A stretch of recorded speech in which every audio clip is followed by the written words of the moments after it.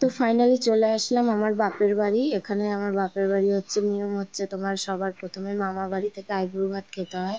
তো তার জন্য মামা বাড়ির থেকে সবার প্রথমে আইবুড়ো ভাত খাবে। তো এখানে আমার দাদা আমি আশীর্বাদ করব। আর আর বন্ধুরা, তোমাদের একটা কথা বলি, যে এখানে যত কিছু মানে আয়োজন করেছে সবটাই আমার দাদা করেছে, আমি কিছুই করিনি।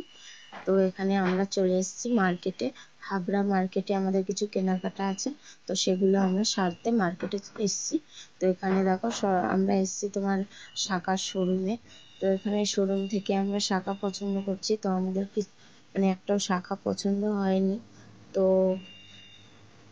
ফাইনালি আমাদের একটা শাখা পছন্দ হয়েছে, তো আমরা সেই শাখাটাই আমরা নিয়ে নেব।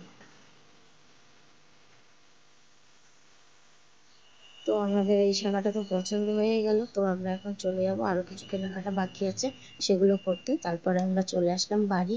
তো পরের দিন এসে দেখি দিদি বাড়িতে এসেছি। দিদি বাড়ি এসে দেখি দিদি এখানে রান্না করছে, কিছুটা রান্না বাকি আছে আর কিছুটা করছে।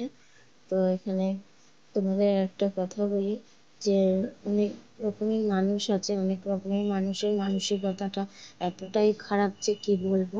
মানে তারা সামনে থেকে তো কিছুই বলতে পারে না, কিন্তু পেছন থেকে অনেকে অনেক কথা বলে। তো তাদের কথা আর ভাঙিয়ে নাই বা বললাম। তো এখানে দিদি তো রান্না করছে। তো এখানে আমাদের সবকিছু কমপ্লিট হয়ে গেছে। তো এখানে দেখো, তোমরা ভাবছো যে ওকে একাকে আইবুড়ো ভাত খাবো, তো এখানে দুজন আরেকজনকে, তো আরেকজন বলছি আমাদের পাশের দিদির পাশের বাড়ির থেকে এক দাদার মেয়ে, তাকেও এরকম আশীর্বাদ খাওয়ানো হবে। তো আজকের মতো